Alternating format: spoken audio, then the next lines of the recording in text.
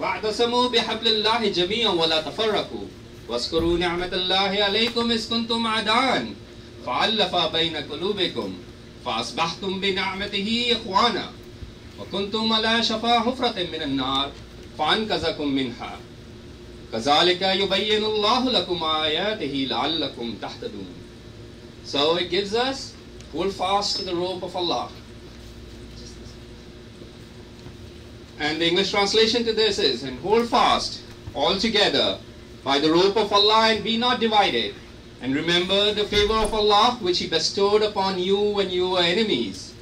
And He united your hearts in love, so that by His grace you became as brothers, and you were on the brink of a pit of fire, and He saved you from it. Thus does Allah explain to you His commandments that you may be guided. What's the key point here for all of us? Can anybody want to answer that? Unity. Unity. Very good.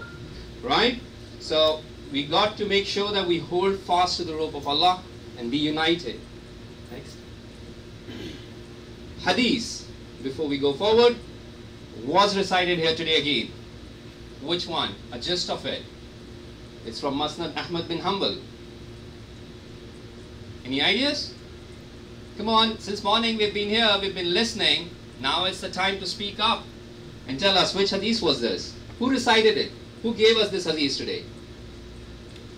One of our fellow beings over here in this, still present in the hall. No. Come on. Who gave us? Who recited the hadith today in the morning session? Ahmad Nuruddin Sahab. And which one was it? Let's go on to that. He did the Arabic version. We'll just go a slide one on to the English, which says, prophethood shall remain among you as long as Allah shall will. He will bring about its end and follow it with Khalifa on the precepts of prophethood for as long as He shall will, and then bring about its end. A tyrannical monarchy will then follow and will remain as long as Allah shall will, and then come to an end. There will follow thereafter monarchical despotism to last as long as Allah shall will, and come to an end upon His decree. There will then emerge Khalifa on precepts of prophethood. The Holy Prophet ﷺ said no more. So, which was the first Khilafat that is mentioned over here? This one, the Khilafat-e-Rashida, right? We remember in the slides that the small Nasra presented. Which were the four Khulafas?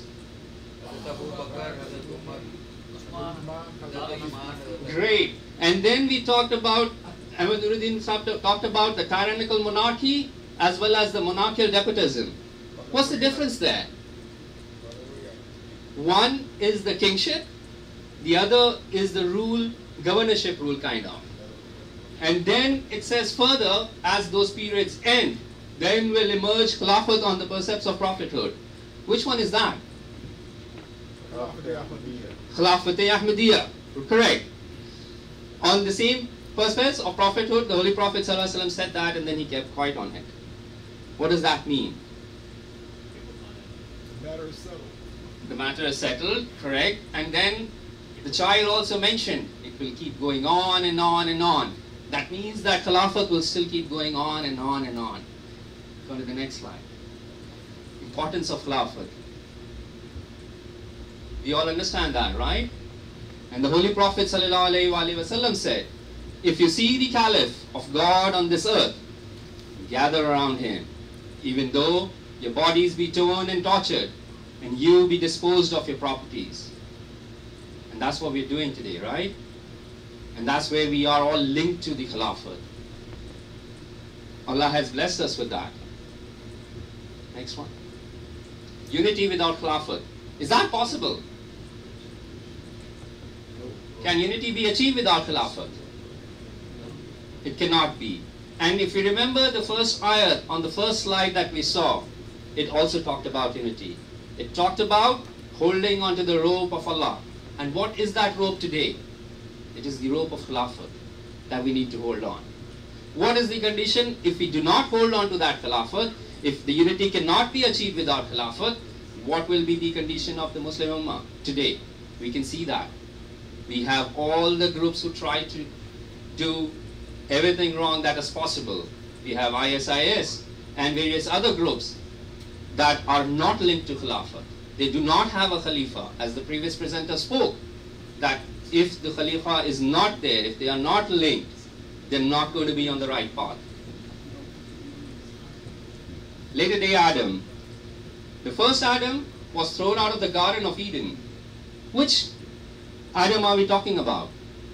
Hazrat Adam alayhi salam was thrown out of the Garden of Eden, but the mission of the Adam who has been sent by Allah now is led men to Garden of Eden. The first Joseph was put into prison, but the second Joseph has come to save man from spiritual bondage. From among the early caliphs, Hazrat Usman and Hazrat Ali Razillah Ta'ala Anha were subject to torment and murder.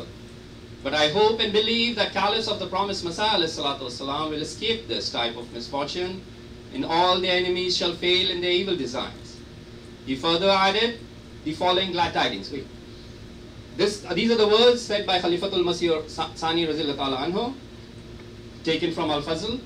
Now if you see here, among the Khulafai Rashideens, the two names that have been mentioned here, Hazrat Usman Razillah Ta'ala and Hazrat Ali Razillah Ta'ala, were subject to torment and murder. But if we see in today's Khilafat of Hazrat Masih Maud alayhi salatu wasalam, we would not find the same kind of torment and murder. Because it is said there, as indicated by the Khalifatul Masih Sani Razillah Ta'ala Anhu, that the Caliph of our promised Messiah will escape this type of misfortune, and all their enemies shall fail in their evil designs. So whatever people have tried to do against the Khilafat, against the Khulafa of Hazrat Masih Maud alayhi salatu wasalam, Allah has prevented them. Allah has saved them from those. Why? Because it is the prophethood that was bestowed upon Hazrat Masih Maud alayhi salatu wasalam by Allah. And as per the words of the Holy Prophet sallallahu alaihi wasallam, revealed by Allah to him, the prophethood proceeded by Khilafat. And that's why the Holy Prophet sallallahu alaihi wasallam, the Khulafas have been saved by Allah. And further, Hazrat Khalifatul Masih Sani Razillah Ta'ala Anhu says, next, the tree of Ahmadiyyat will continue to grow so that its branches shall reach the high heavens, and the same tree will become a spiritual link between the earth and the heavens, exactly as it was linked during the ministry of the Holy Prophet sallallahu alaihi wasallam. As the previous presenter also gave you the examples through trees. You can see here also in the words of the Khalifatul Masih as reference. Over here, Khalifatul Masih Sani also gave us the tree of Ahmadiyyat will continue to grow. We are its branches. We are the people who are supposed to carry this tree forward. So rest assured that its branches will reach the high heavens, and the same tree will become a spiritual link between the earth and the heavens, exactly as it was linked during the time of the Holy Prophet sallallahu alaihi wasallam. Thanks. So what's the role of Khilafat? What's the role of Khilafat? Would anybody want to give in some insight on that? To unify the Muslims. Okay, very good. Continue the word of God. Continue the word of God. Let's go and see further. The issue of Khilafat is not a complex one, so we really don't need to think much about onto it. It's very simple. The speech is by again Hazrat Khalifatul Masih Sani Razillah Ta'ala Anhu. In his speech of 12th April 1914, he explained a verse from the Holy Quran what the function of Khalifa is. The word Khalifa means someone who succeeds another and continues the work of his predecessor. Next. Who succeeds someone? Who is succeeding someone here? Let's think about it. What does it say? It's not a complex one. It's very simple. So what's the simplicity here? The definition given, the word Khalifa means someone who succeeds another and continues the word of his predecessor. Who succeeds someone here? Come on, audience, come on, give me. I want to know that you're still up and not relaxed by my boring speech. But who is succeeding someone here? Khalifa. And now let's have some names. Who is succeeding here? Who is succeeding to someone? What are we talking about? We're talking about Khilafat, right? We're talking about the word of Allah that has been spread. We're talking about someone's work is being continued forward, the work of his predecessor. So who's the first one? Hazur sallallahu alayhi wa sallam. Right? Followed by him? No. No. Okay, after the Khilafat Rashida, that was the word of the Holy Prophet sallallahu alaihi wasallam continued forward. Then, who do we follow? Hazrat Masih Maud alayhi salatu wasalam. Right? So, the first predecessor, Hazrat sallallahu alaihi wasallam, who succeeds him? Hazrat Masih Maud alayhi salatu wasalam. Next one. Who is succeeded by someone? As we go into Khilafat, then we have the Khulafas. Right? Next one. Who issues commands and orders and gets them executed. It's the same thing. So, who is succeeding by someone here? What are the steps? Khalifatul Masih Awwal. Anybody knows his name? Alright, let's put up hands here. We talk about our spiritual fathers. They are our spiritual fathers. Right? Do we agree? Yes. Yes, that's great. So now, if I ask you, as individual people, do you know your name of your fathers? You would all say yes. Do you know your name of your children's? You would all say yes. But do we know the name of our spiritual fathers? I think we would have a slight hesitation there. Which we shouldn't. Which we shouldn't. We should all try to remember these 5 names.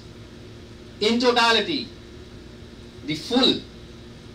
So let's make a commitment to ourselves that we know these names. So the succession here is Hazrat Khalifatul Masih Awwal, Sani,